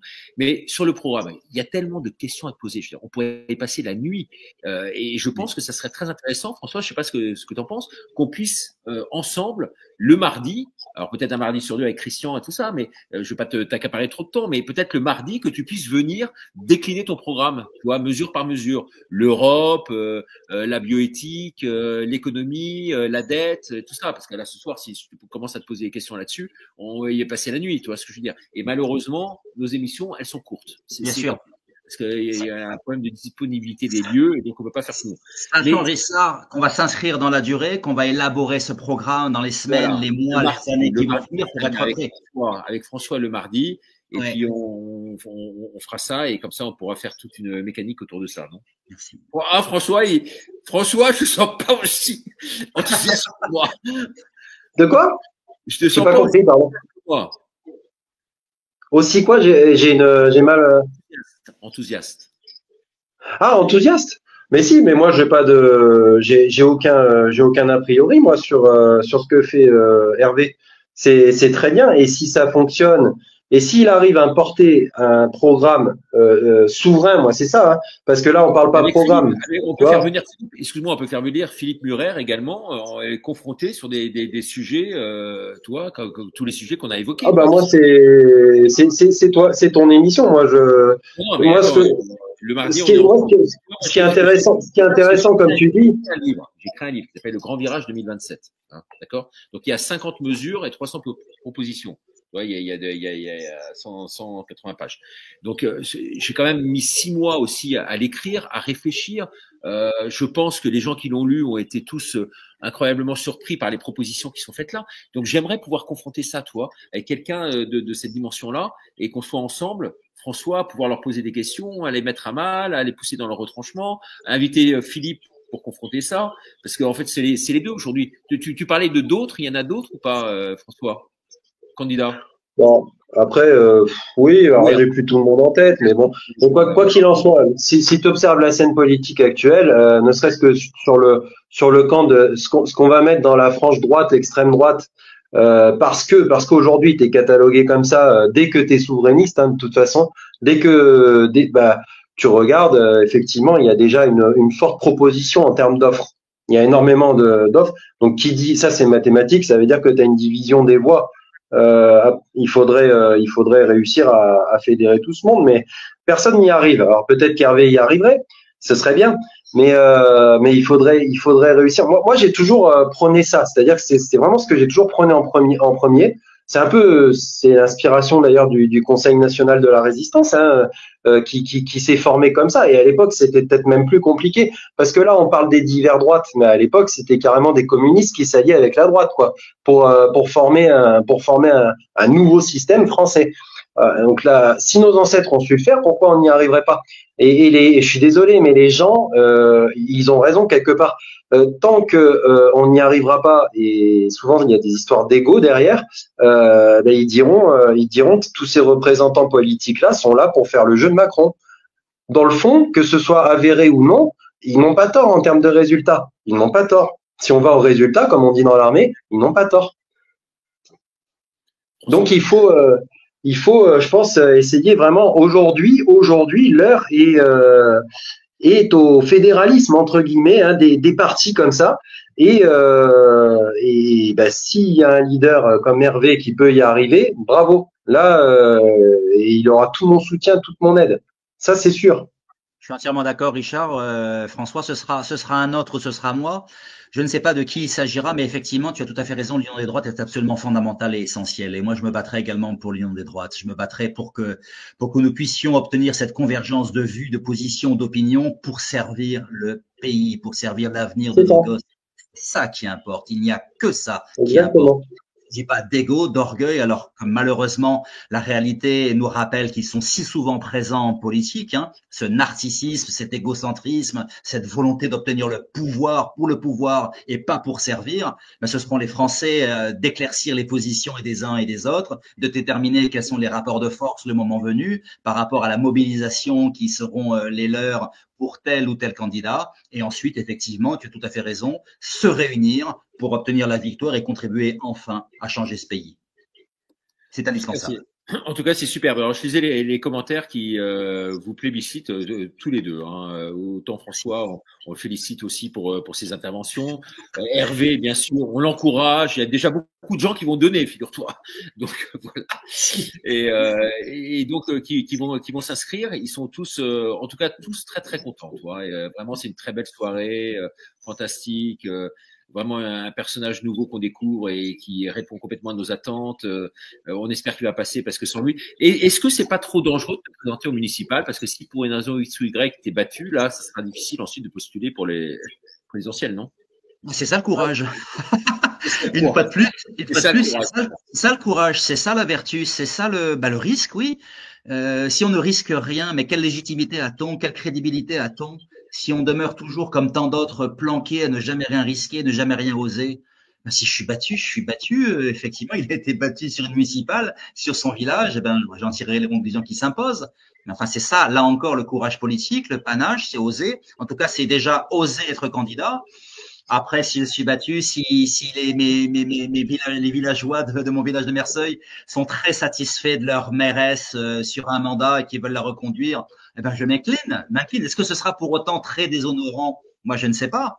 C'est une enfant du pays. Moi, je suis ici depuis 4 années. J'apporte un pragmatisme, j'apporte une inventivité, un programme, une ambition pour ce village. Mais s'ils font le choix de la maire actuelle, eh bien, je le respecterai parce que le peuple a toujours raison. Le peuple ne se trompe jamais, et je les en remercierai, je les en féliciterai. Et je retenterai peut-être ma chance un peu plus tard. Mais quoi qu'il en soit, il faut oser. Ce serait déshonorant que de ne pas tenter. Très bien, bah écoutez, merci beaucoup messieurs. Peut-être un mot de conclusion pour chacun en 1 minute 30. Et puis par rapport à cette émission et aux perspectives qui se dressent juste après. François? Oui, alors vraiment accentué sur l'union. On est tous ça dans un combat. Moi, j'y ai déjà laissé des plumes. Hein. Faut savoir qu'au début, quand j'ai fait mon premier article qui a été traduit en plusieurs langues et tout, quand il est paru sur Profession Gendarme, s'il y avait du 2000 vues en moyenne par jour sur un article, celui-là, il en a fait 54 000. Le site, les serveurs du site ont été neutralisés. J'ai eu 7 000 € qui ont disparu d'un compte de façon jamais élucidée. etc., etc. Je veux dire, on est tous dans le combat, on prend tous des coups, chacun à notre façon, hein, chacun en faisant notre combat à notre façon. Il s'avère que moi, j'avais écrit justement un texte qui était plutôt qui expliquait qu'on était dans une société de division et qu'il était temps de s'unifier, tout en dénonçant tous les problèmes liés à l'intérieur, à l'immigration, à la lâcheté dont on a été victime durant des décennies, etc., etc. Donc voilà, il faut vraiment, je pense qu'il est vraiment temps que tout le monde s'unisse, pardon, derrière quelqu'un. Et puis on y va quoi. On a l'exemple américain là qui renverse la donne. On a aussi quelque part une forme d'exemple russe aussi en face. Il faut un exemple français qui soit la troisième voie quoi. De Gaulle avait réussi à faire quelque chose quoi.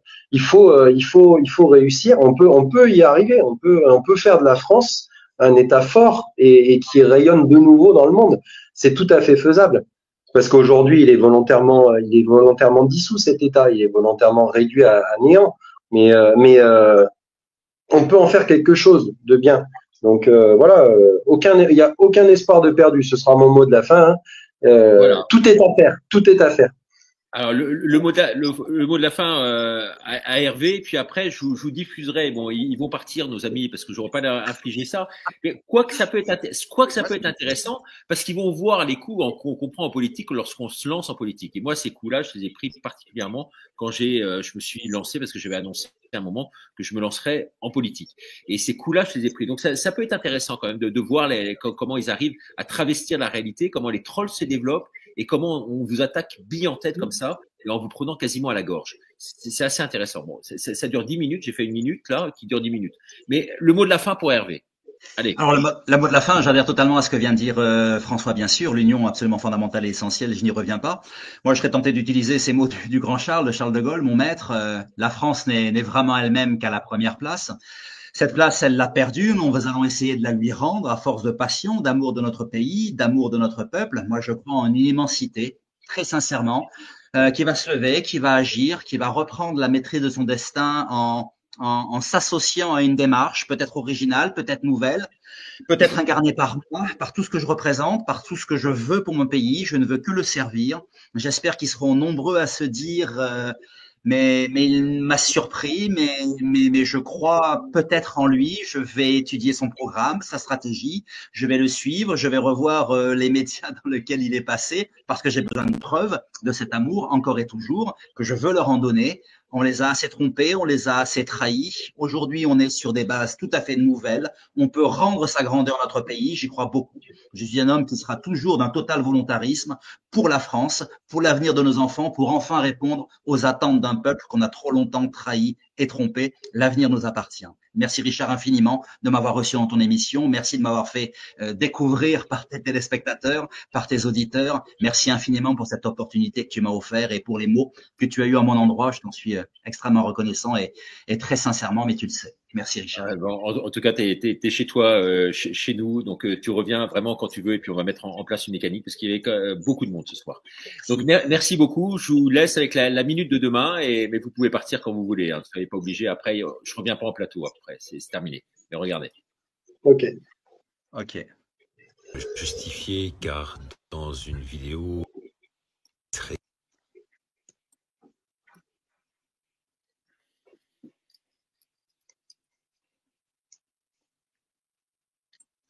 Ça bug.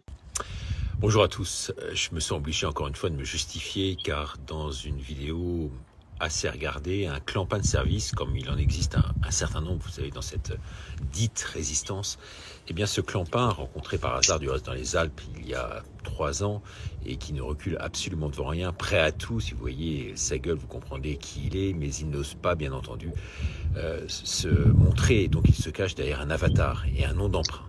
Eh bien, ce fameux clampin m'a accusé d'être franc-maçon. Tout cela pour faire du buzz et assurer sa pub.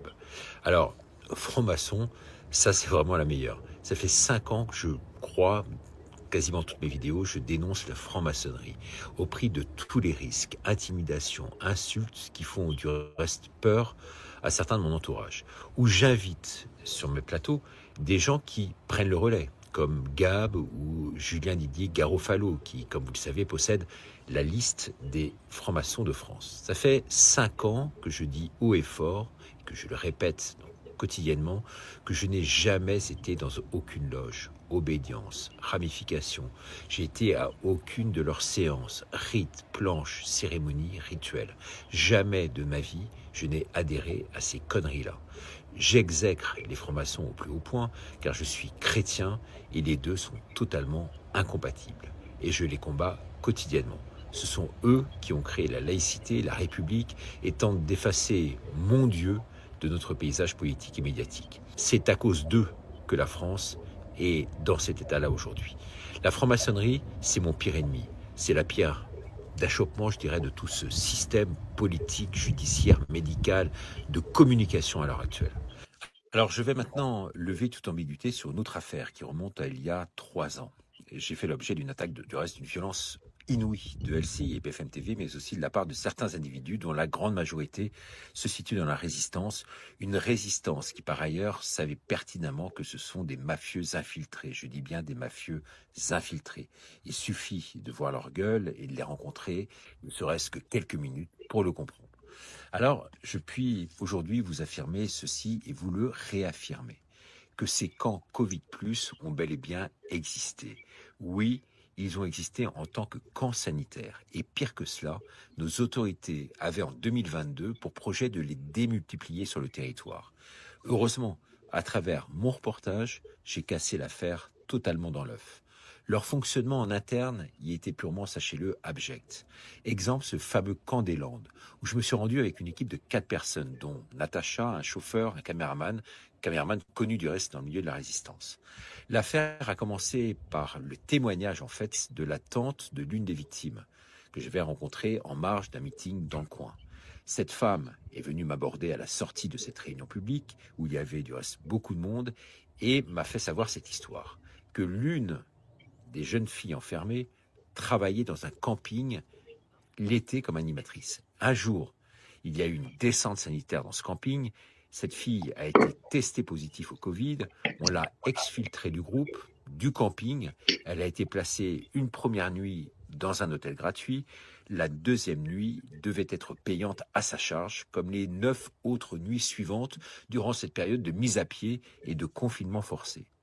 Puisque cette jeune fille n'avait pas suffisamment d'argent pour se payer le luxe de se payer sa propre chambre d'hôtel pour la deuxième nuit, alors on lui a proposé, mais de force, sans autre choix possible, d'aller dans ce camp des Landes, avec à la fois des simples cas contacts, mais également des positifs. Ces camps, appelés par eux-mêmes ces fameux Covid+. Pourquoi plus? Sûrement en référence à des jeunes que l'on voulait enfermer, car de mémoire, je n'avais jamais entendu Covid+. Il n'y avait pas de malades sur place. Ils n'étaient pas malades, ils étaient simplement testés comme positifs. Ils étaient donc une bonne dizaine, enfermés, sans pouvoir en sortir, dès lors qu'ils restaient positifs. Seules quelques balades autorisées dans une cour grillagée, exactement comme en prison. On les a testés, ces jeunes, en moyenne 3 fois en 10 jours. Ils ne pouvaient pas sortir tant qu'ils restaient positifs. Et pour les simples contacts, c'était donc 9 jours, vous l'avez bien compris. Vous imaginez l'été, au moment où tout le monde est sur les plages, c'est l'horreur absolue. Les conditions de vie y étaient atroces, puisqu'ils ne pouvaient que peu sortir, ou presque, sinon pour prendre l'air. Au mieux, ils étaient 2 par chambre, 6 simples cas contacts, et à l'isolement total, 6 cas positifs. Ils n'avaient dans la pièce aucune télévision, ni rien pour s'occuper, sinon leur téléphone. Pouvez-vous imaginer un seul instant leur état de détresse et de panique? Vous imaginez la détresse psychologique de ces jeunes que l'on place arbitrairement sans qu'ils ne puissent avoir de contact, sauf exceptionnellement avec la famille. Tout cela, ça a été fait avec le concours de l'ARS, pas d'autre choix, privation de liberté au nom du Covid. Vous imaginez? Vous l'avez compris, on les a sommés d'aller sur place, pas le droit de s'isoler chez eux. On leur aura intimé l'ordre de rester dans ce lieu, véritable prison sous surveillance. Et lorsque j'ai eu la marraine de l'une de ces jeunes filles au téléphone, eh bien, elle a craqué, notamment le soir d'anniversaire, où la petite a eu l'autorisation donc de passer ce coup de fil. Toutes les deux ont énormément pleuré, l'impression d'être totalement emprisonnées. Lorsqu'elles sortaient de leur chambre, ces jeunes ne pouvaient même pas se voir. Ils étaient séparés par une clôture. Ils vivaient dans une chambre sans télé, spartiate, avec quasiment rien à faire. Mur blanc, table, une attente interminable et le minimum à manger, avec ce sentiment d'être emprisonnés encore une fois. Pour que plus jamais ces camps testés sur place n'existent. Pour la liberté de nos enfants, pour qu'on ne touche pas à nos gosses, pour que nos enfants ne deviennent pas des biens étatiques, pour éviter qu'ils ne tombent aux mains de ces tyrans et de ces escrocs, eh bien j'ai décidé de mener une enquête et d'aller voir sur place par moi-même. Pour être plus libre dans mes mouvements sur place, pouvoir bien filmer la scène, j'ai pris donc un caméraman professionnel, rencontré la veille chez des amis. Pour ne rien dévoyer, la séquence a été tournée intégralement d'une traite, avec 3 interviews de personnes sur place prises au vif. Au retour, nous avons mis la séquence et monté, greffé en fait au rush, au reportage de base, le plateau que j'avais enregistré sur place, pour mettre le reportage dans son contexte et en perspective. C'est une démarche journalistique des plus classiques. Suite à cela, j'ai été violemment attaqué par une personne que je n'avais pas voulu faire venir sur place et qui représentait une autre chaîne de télévision comme la mienne, la Une TV. L'opération a été extrêmement dangereuse, vous l'imaginez.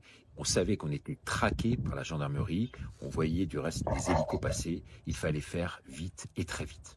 Au retour donc de ce reportage, montage avec 2 autres personnes supplémentaires, et puis des amis présents qui ont vu les rushs et ont pu témoigner de la véracité de tout ce que je disais.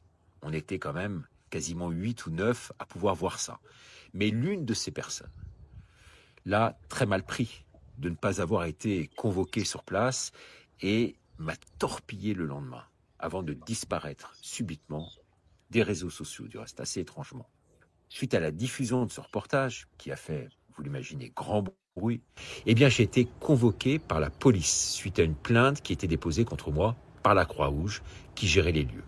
J'ai pris un avocat pour me rendre au commissariat de police à Paris. Je ne savais pas ce qui m'attendait, peut-être même, je pouvais imaginer le pire, avec pouvoir être déféré au parquet, par exemple, à l'issue de cet entretien avec la police. Maître Brusa m'a délégué du reste l'un de ses collègues pour m'assister. J'ai montré toutes les bandes et j'ai tout expliqué à la police, ce que je vous explique ici même. J'ai donné le nom de toutes les personnes qui étaient présentes sur place et qui m'entouraient. La plainte a été levée, finalement. Aucune charge, je dis bien aucune charge, n'a été retenue contre moi. Car tout cela, c'est de la vérité pure, aussi effrayant que cela puisse paraître, inimaginable même. Aujourd'hui, j'ai décidé de remonter une chaîne qui, on le sait, prend de l'ampleur, émissions qui ont lieu tous les soirs, 7 jours sur 7, à 21h sur YouTube, Twitter, la Minute de Ricardo. Il suffit de regarder les chiffres après 2 mois simplement d'existence. Alors, un certain nombre de trous du cul se permettent de salir mon image, celle de mes invités, ou même chroniqueurs, en publiant des vidéos à charge, notamment en disant que cette scène, précisément, était fausse. Je vous laisse à tous le soin de juger de la pertinence et de la probité de ces personnes qui s'expriment sur Internet sous couvert d'un avatar sans donner leur nom. Sachez une chose en tous les cas, ce ne sont que des infiltrés, payés par le gouvernement pour torpiller la vérité, et dont les vidéos sont artificiellement parfois boostées pour salir l'image de ceux qui se battent réellement, sans peur et sans reproche, à visage découvert et prennent tous les risques voulus. À ce soir pour une nouvelle. Voilà, messieurs, merci beaucoup. Je vais vous laisser rester finalement. Voilà, no comment, hein, vous n'avez pas de commentaires à ajouter. Hein. No comment. No comment. Merci Richard. Merci beaucoup et à la prochaine fois. Merci. Merci François. Bye. Merci à vous. Merci Hervé. Merci Richard. Merci François. Bye bye.